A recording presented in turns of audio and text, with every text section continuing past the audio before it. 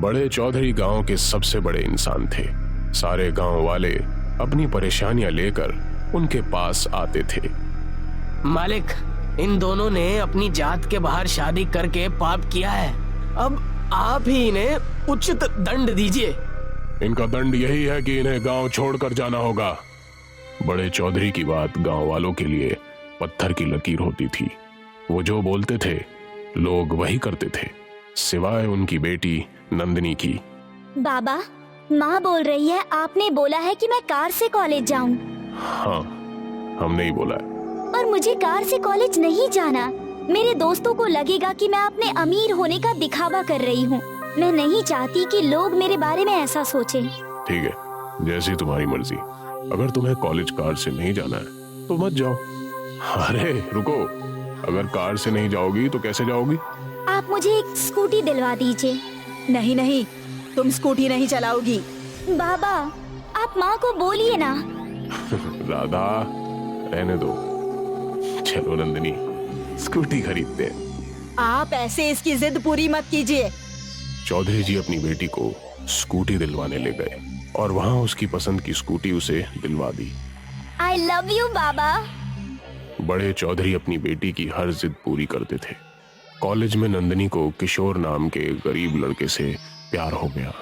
किशोर को भी नंदिनी पसंद थी, पर फिर भी वो उससे दूर भागता था। रुक जाओ किशोर, तुम ऐसे मुझसे भागते क्यों हो? मैं तंग आ गई हूँ तुम्हारे पीछे भाग भाग के। ऐसी बात नहीं है कि तुम मुझे पसंद नहीं, पर तुम्हारे पिताजी नहीं मानेंगे। हैं, मैं बहुत गरीब हूँ और तुम अमीर। हमारा रिश्ता नहीं हो सकता। मेरे बाबा मेरी हर बात मानते हैं, ये भी जरूर मानेंगे।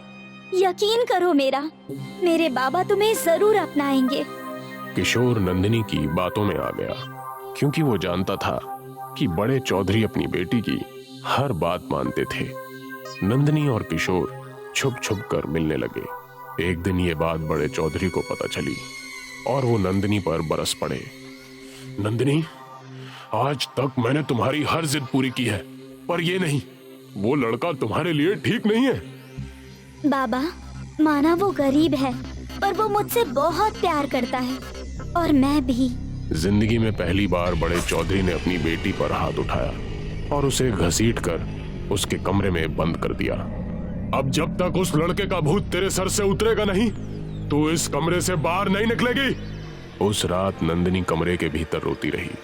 आधी रात को जब सब सो गए थे तो नंदिनी खिड़की से बाहर कूद गई। वो किशोर के घर गई और उससे सब कुछ बताया। हमें आज ही शादी करनी होगी, वरना मेरे बाबा मेरी शादी कहीं और करवा देंगे। ठीक है। नंदिनी और किशोर दौड़ते हुए मंदिर पहुंचे। पंडित जी, आपको अभी हमारी शादी करनी होगी, अभी के अभी।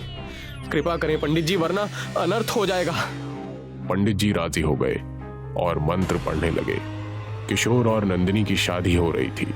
उसी वक्त बड़े चौधरी वहां पहुंचे। नंदिनी! बड़े चौधरी ने गुस्से में नंदिनी का हाथ खींचा। नंदिनी ने अपना हाथ झटका और अपने पिता को धक्का दे दिया। अब भगवान भी हमें अलग नहीं कर सकते।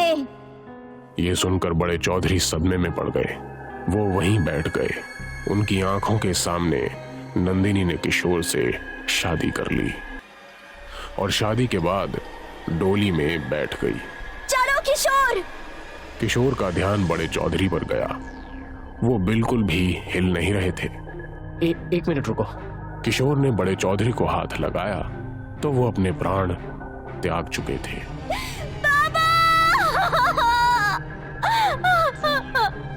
यहाँ नंदिनी की डोली उठी और वहां उसके बाबा अर्थी पर लेट गए। नंदिनी की माँ ने अपनी बेटी को घर के अंदर आने से भी रोक दिया। नंदिनी किशोर के घर आई।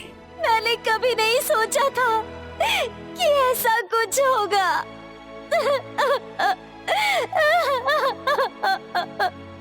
अब जो कुछ हुआ उसे कौन बदल सकता है? हमें अपनी आगे की जिंदगी के बारे में सोचना चाहिए नंदिनी। कई दिन गए नंदिनी को इस हादसे से उभरने में। अब वो अपने वैवाहिक जीवन की शुरुआत करने के लिए तैयार थी। वो सज संवर कर किशोर के आने का इंतजार कर रही थी। कुछ देर बाद किशोर भीतर आया। वो खुश था। वो नंदिनी के बगल में बैठ गया, पर जैसे ही उसने नंदिनी को छुआ, सारी बत्तियां बुझ गई। आंधी तेज हो गई। आसपास की सारी चीजें कांपने लगी। और जब वापस उजाला हुआ, नंदिनी, तू मुझे मारकर अपने जीवन की शुरुआत करना चाहती थी? क्या इसीलिए मैंने तुझे पाला पोसा था? नंदिनी समझ गई थी कि उसके पिता की आत्मा किशोर के शरीर में थी। नहीं बाबा, मैं ऐसा कुछ नहीं चाहती थी। झूठ! तूने मेरी आंखों के सामने शादी की और मुझे मार दिया। बाबा, मैं किशोर से बहुत प्यार करती हूँ, इसलिए मैंने उससे शादी की। पर तेरी शादी से मेरी मौत हुई। अब मैं तेरे पति को भी नहीं छोड़ूंगा। वो हम दोनों के बीच आया, उसे भी मरना होगा, जरूर मरना होगा। नहीं बाबा, ऐसा मत कीजिए। तूने मेरी नहीं सुनी, मैं तेरी क्यों सुनूं? हाँ? बड़े चौधरी का भूत किशोर का सर दीवार पर पटकने लगा।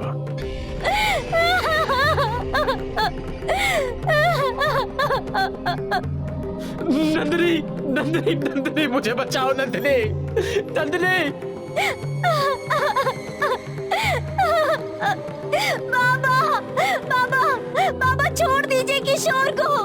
उसकी गलती नहीं है, ये मेरी गलती है। सारी गलती इसी की है। ये हम दोनों के बीच में आया। मैं इसे मार दूंगा, मार दूंगा। बड़े चौधरी का भूत किशोर के शरीर को उस कमरे से बाहर ले गया। बाहर किशोर की मां सो रही थी। वो आवाज सुनकर उठी। किशोर, बेटा किशोर। किशोर ने अपनी मां की ओर देखा। उसकी आंखें लाल थी, आंखों में खून भर चुका था। किशोर, तुझे क्या हुआ बेटा? किशोर की मां जब उसके पास आई तो किशोर ने अपनी मां को धक्का दिया। मां दीवार पर टकरा गई और उनके सर से खून निकलने लगा। मैं तेरा बेटा नहीं हूं। किशोर रसोई की ओर बढ़ गया और हड़बड़ी में कुछ ढूंढने लगा। उसने चाकू उठा लिया। नंदिनी सामने थी। अब तेरी आंखों के सामने ये भी मरेगा। नंदिनी घबरा गई।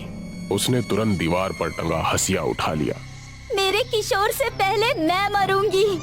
बाबा, अगर आप नहीं चाहते कि हम साथ में जिए, तो हम साथ में मरेंगे जरूर। नंदिनी के गले से खून बहने लगा। बड़े चौधरी के भूत ने तुरंत चाकू छोड़ दिया। बेटा, बेटा ऐसा मत कर। मैं कुछ नहीं करूंगा। मैं तेरे पति को नहीं मारूंगा।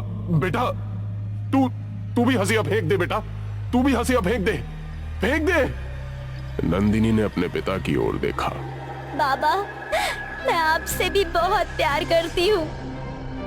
मैंने कभी आपका बुरा नहीं चाहा, पर मेरी जिंदगी बर्बाद करके आपको क्या मिलेगा? ठीक कह रही तू ही तो मेरी जिंदगी थी। मैं तेरी जिंदगी कैसे बर्बाद कर सकता हूँ? मैं जा रहा हूँ। आज के बाद मैं कभी वापस नहीं लौटूंगा। हमेशा खुश रहना बेटा।